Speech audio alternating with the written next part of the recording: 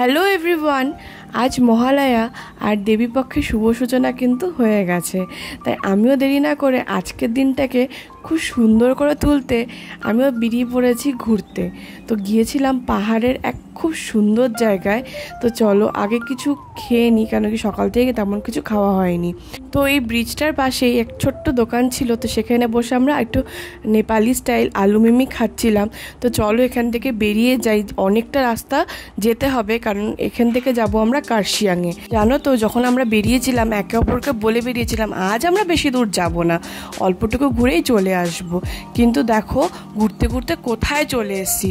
আর এই নদীটা এতটা সুন্দর, ভেবেছিলাম নিচে যাব, কিন্তু রাস্তাটা দেখো, খালি রাস্তা খারাপ না, সাথে জলও যাচ্ছে, মানে খুবই বাজে। তো যাক, ওই রাস্তাটা ছেড়ে আমরা নিচে গেলাম না, এবার যাচ্ছি আমরা কার্শিয়াংয়ের রাস্তায়। তো রাস্তা এতটা বাজে, তো ঠাকুরের নাম নিয়ে খুব ভয়ে ভয়ে আমরা উঠছি আস্তে আস্তে। আর ওই দেখো ব্রিজটা, তো অনেকটা উপরে উঠে গেছি। তো যেহেতু কার্শিয়াং যাব, আমাদেরকে এখনও অনেকখানি রাস্তা এগোতে হবে।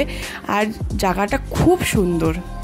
এখন আমরা একটা ভীষণ সুন্দর একটা জায়গায় দাঁড়ালাম এসে, কিন্তু রাস্তা খুব বাজে, খুব বাজে। একটু মনে ভয় ভয় লাগছে, কিন্তু কোনো ব্যাপার না, ভালো জিনিসে একটু তো আর কি একটু কষ্ট করতেই হয়। তো ফাইনালি শিব মন্দির পেয়ে গেছি, কারণ নিচে কিন্তু যখন আমরা সবাইকে জিজ্ঞাসা করছিলাম এই শিব মন্দির কথাই বলছিল। প্রচণ্ড খারাপ। তো ফাইনালি নিচ থেকে অনেকজন বলেছিল যে শিব মন্দিরের থেকে এই রাস্তাটা নিলে পরে কার্শিয়াংয়ের রাস্তা আর ভালো রাস্তা। তো ওই যে শিব মন্দির পেছনে ফাইনালি আমরা আমাদের কার্শিয়াংয়ের রাস্তা পেয়ে গেছি। তো ভীষণ খুশি হচ্ছে, বাপরে কেউ এতখানি রাস্তা খুব সেফ, খুব ভালোভাবে এসছি।